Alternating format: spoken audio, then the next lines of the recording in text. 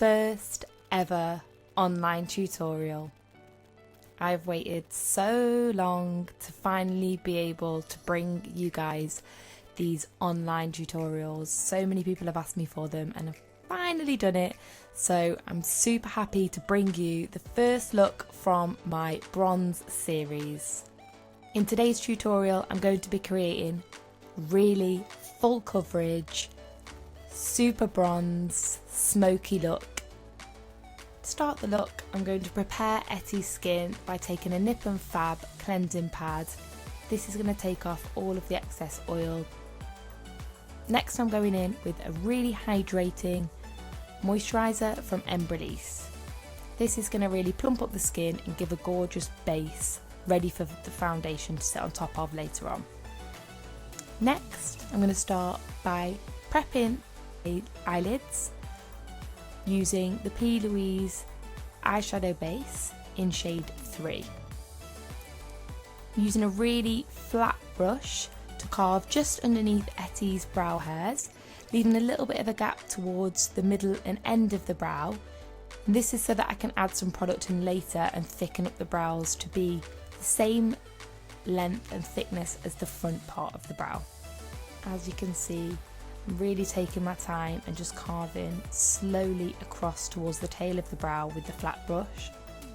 And this is giving me that really precise carved out line. It's going to enable us to have a really gorgeous structured brow. As you can see here, I'm just tapping the base all over the lid now, working from left to right. The reason why I choose to do this is because by working from one side to the other, I know that I'm applying an even amount of coverage. When you're tapping, you're looking for the product to go from a shiny texture to more of a semi-matte. This is how you know that the base is set correctly and that your shadows won't drag or go patchy when you apply them. The aim here is to create a completely blank canvas so that when you go on top of the eyeshadows, they really pop.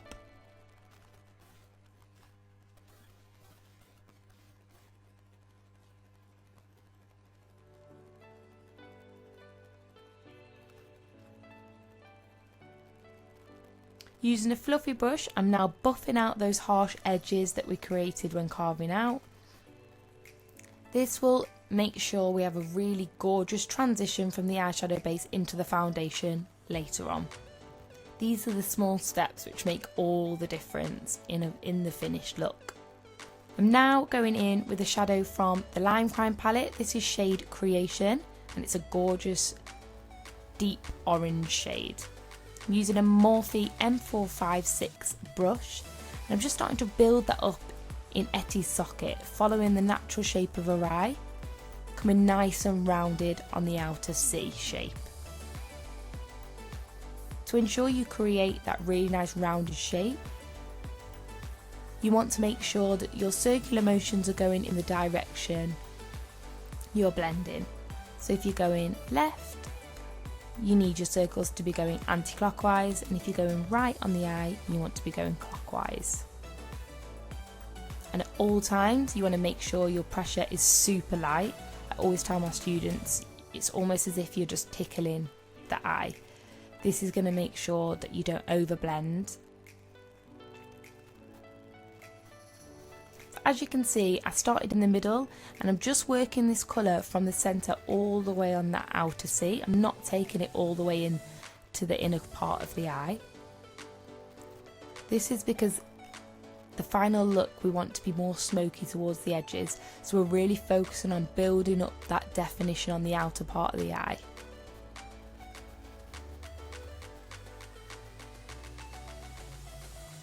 At this point, we're not trying to blend out the shadow at all. All we're doing is just building it up. Constantly going back in for more eyeshadow to get a really even, solid colour. Once we're happy with that, we're now going to take the same brush with no product on it and we're going to do exactly the same motions, clockwise and anti-clockwise, but we will be placing our brush 50% on the edge of the shadow and 50% above. And what we're going to do is start to just tease the edges up towards the brow bone and ultimately give a gorgeous blended edge before we go in with our next shade.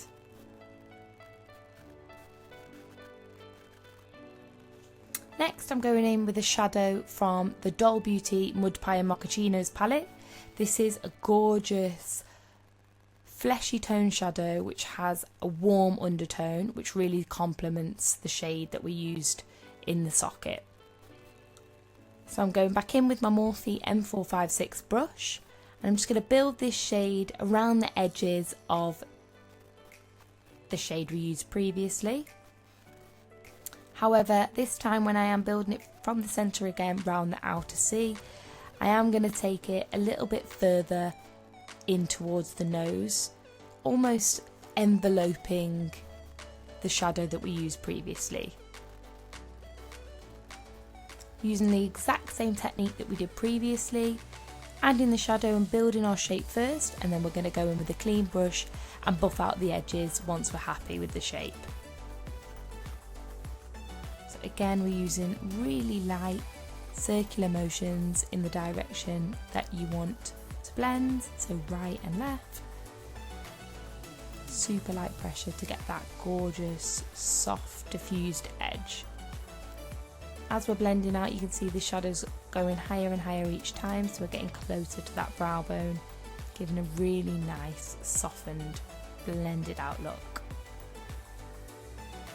Now notice as we've started to blend this lighter shade out, we really lose that first burnt orange shade.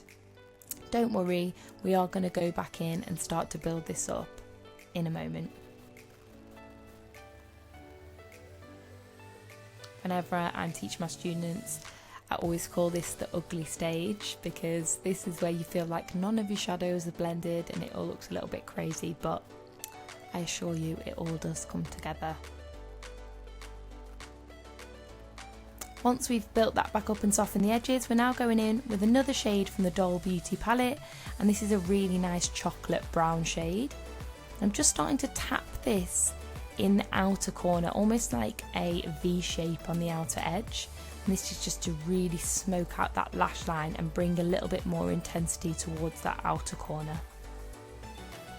So by creating that V shape, we really start to pull the edge of that eye out and give that elongated shape to the face and the eye.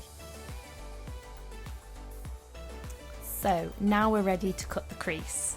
I'm going in with the P. Louise base again. This time I'm going in with shade 2, so slightly lighter than what we used when we tapped out the lid. I'm going back on my flat carving brush, and as you can see, I'm just tapping and pulling downwards. So tapping where I want the eyeshadow base to be, and then just pulling down. And this is going to make sure we get a really crisp cut crease. So using that brush, letting the brush do all the work for you, just by tapping and pulling. Following the shape of Etty's natural lid space.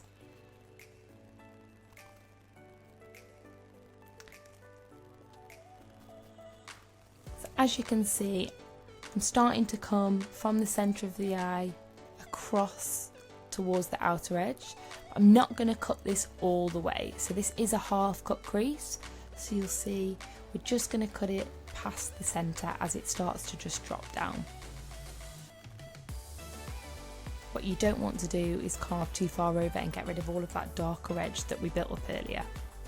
So now I'm taking my flat brush with no product on it, and I'm pulling inwards on the edge of the concealer, and this is to start to soften down that harsh line between where the dark shadow meets the concealer. Now I'm just tapping on top of the concealer, again just to make sure this is nice and set, ready for us to go on top with a pigment. Going in with my favourite pigment of all time from Glam & Co Cosmetics, it's shade Pink Secco. As you can see, it's an absolutely gorgeous bronzy gold pigment that has a super high shine to it. I thought this would just go perfectly with the shadows that I chose. So I've gone in with my flat brush, just tap that directly on top of where we placed that eyeshadow base, and because of the eyeshadow base being tacky, we don't need any glue, the pigment will just stick to it directly.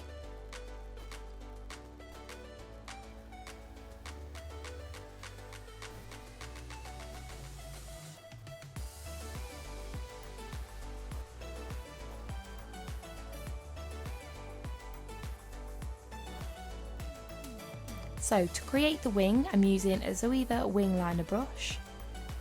I'm starting by creating a guideline using the tip of the brush, pulling up and out. Then flip my brush around and I'm pulling from the edge of my guideline back across to the centre of the eye. This is going to create an outline for the wing. Then moving on, I'm going to use the brush like a ruler, flat up against the skin. I'm going to use a tap and pull motion again to create a really clean line across the lid. And then to finish, I'm just going to fill in the wing shape. Now we want to really smoke out that lash line, so I'm going in with NYX black kohl pencil and I'm pushing it all the way through the lash line and also allowing it to transfer slightly onto the lashes so that I can smudge that out in a moment. Now to help the transition under the eye, I'm going in with MAC Teddy Pencil, and this is a really gorgeous brown shade, and I feel like it just connects a little bit better with from the under eye into the rest of the skin compared to black. It's just a little bit less harsh and gives a much nicer smudged, smoked out lash line. So I'm just connecting that now with the outer corner of the wing. And what is a glam look without a big fluffy lash? So I'm now going in with Tatty Lashes TL4. So my top tip when adding a lash is to always wait for the glue to go completely tacky before applying it. As you can see on here, I obviously didn't do that because we were on a time schedule when recording.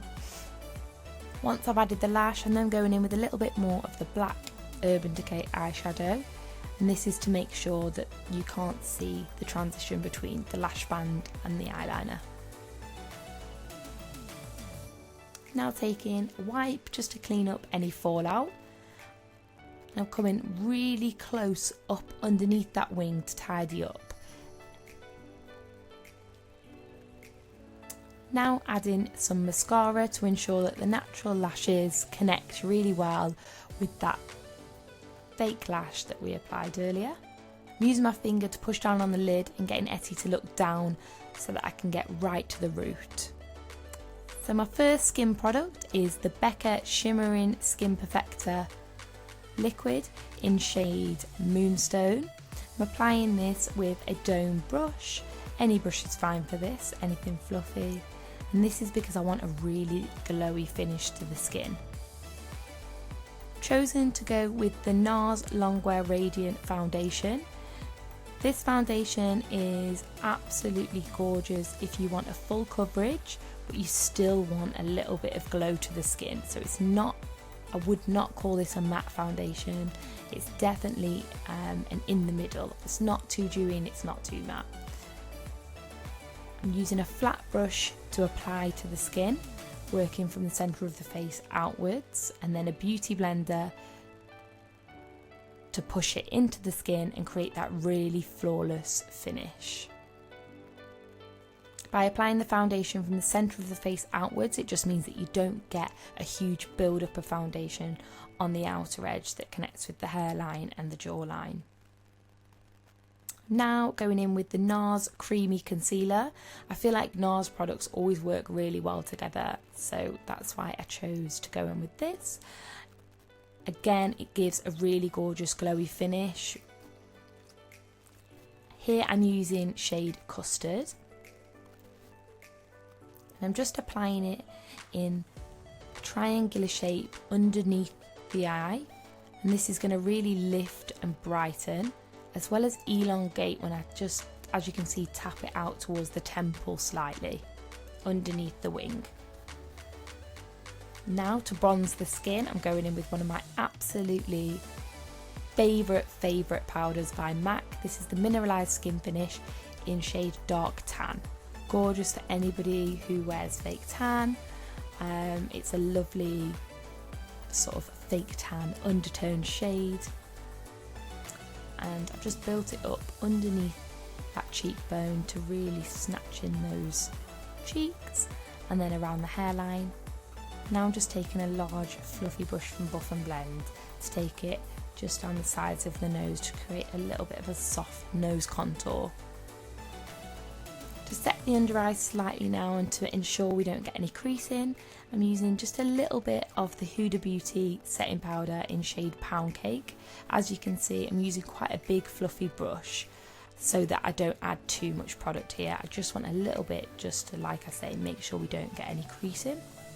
Now going back in with my fluffy angled brush which I use to contour, I'm using Milani blusher in shade Luminoso. It's a really gorgeous peachy undertone blusher, and I feel like it just brings the life back to the skin again, and also brings a real feminine, pretty element to the makeup. Using a small fluffy brush from Morphe, I've just gone underneath the eyes now with our shade from the Lime Crime palette, just buffing that underneath where we placed the brown kohl pencil earlier. And this is just bringing balance to the face by adding that shadow underneath. I'm now adding one of my top favourite highlighters. This is by MAC and it's shade Whisper of Guilt. Using a big fluffy brush to apply it to the top parts of the cheekbone. Small circular motions on the flat side of the brush to really build it up and make it pop. The key with highlighter is layering, so the brighter you want your highlighter, the more you want to layer in the same area. And then you'll see I use my finger just to tap out the edges to ensure that it's not really harsh edge and that it connects really well with the rest of the skin. For brows, I'm using Illamasqua brow powder in shade Thunder and a MAC 263 angled brush. I love using a powder over a pomade or a gel, as I feel like I can manipulate it a lot better. So if I want a really soft brow, I can do that by using lighter pressure. Alternatively, if I want a really harsh brow, I can add a little bit of water, or I can use a little bit more pressure and get a little bit more of a harsher colour. For the lips, I've gone in with Morphe lip liner in shade Sweet Tea, which is a really gorgeous brown tone. I chose a brown tone lip liner as I really wanted to complement the eye look and keep this really monochromatic. I've then gone in with a Huda Beauty lip gloss. I've then gone in with a Huda Beauty liquid lipstick in shade Wifey, and this is a gorgeous nudie pink shade.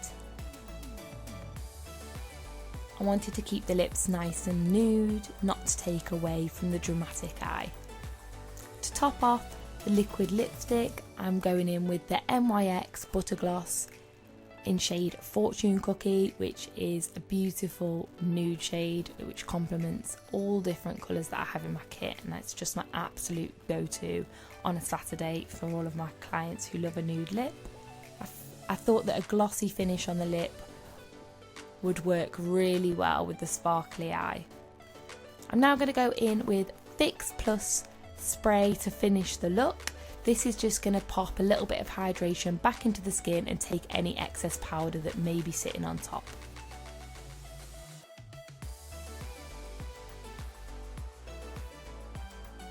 And that is the finished look. Thank you guys so much for joining me on this tutorial. Can't wait to bring you lots more looks. Please do drop me a message and let me know if there's anything specific that you'd love to see.